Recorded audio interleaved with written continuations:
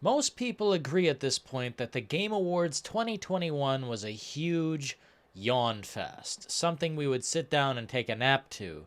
And it really was. It was an awful, torturous show that took a lot of minutes off of my life that I didn't need to shed. Now, really, out of the 3 hours, I'd say there was 10 minutes of pure liquid juice. And by that I mean Slitterhead looked great. There were a couple of announcements that I felt were pretty awesome as far as awards went, but most of them were pushed to the side. There is one that I enjoyed that I'll get to in a moment, but the announcement of Alan Wake 2 really took the entire show to a different level. Unfortunately, out of 3 hours, when 10 minutes is all you have of time to give me something really juicy, something I can sink my teeth into like Alan Wake 2 or Slitterhead, you have nothing.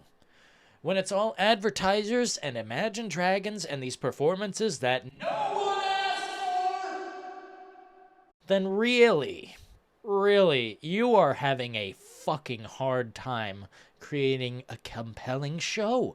All it takes is read the awards for the games, man. I understand people need advertisers, but holy shit, that was psychotic. If I'm not mistaken, there were about 2 hours of pure buy our product from this event. But there was one thing about it, one part of 2021 that really felt like an achievement, like something may have actually changed in the gaming industry. Not maybe the industry itself, but something has changed and I loved it. It Takes Two was one of my favorite games this year, but I didn't play it until recently. It was a sleeper game to me. I didn't know, okay, that it had such compelling controls and components. I just looked at the appearance and said, that kind of looks like a baby game. As I've done in the past, I've made that mistake before. And yeah, it is kind of a baby game. It is very based in a childlike atmosphere. The best way I could describe this game without getting too far into it is that it's an adventure puzzle platformer in which you have to work cooperatively with your partner to figure out how to move forward. There's enemies to fight and there's bosses to face as well. There's guns and there's other mechanics involved too. It's an every person story that you can enjoy, that everyone in the family can enjoy, and it's also realistic. It's a tale of two parents separating in a divorce, and their daughter really doesn't want them to separate because it does take two to keep things moving forward.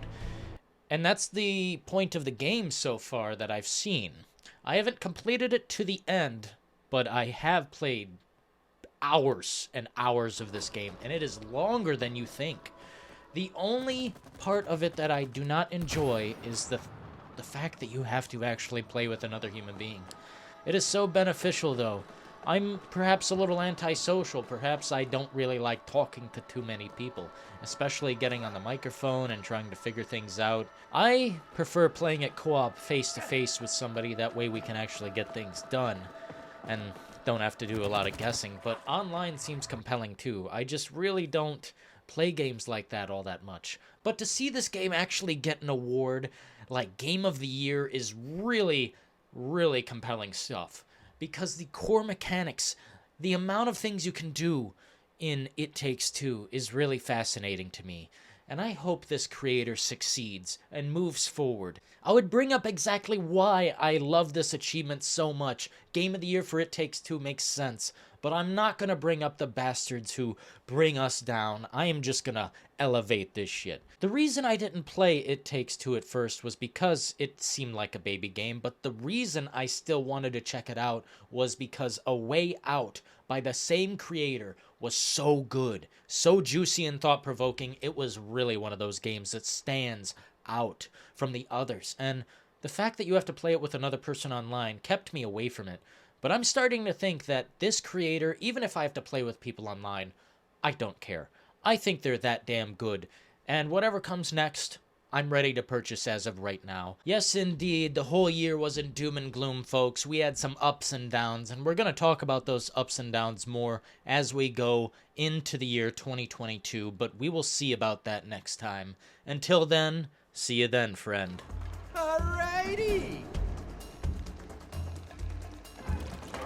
Cool!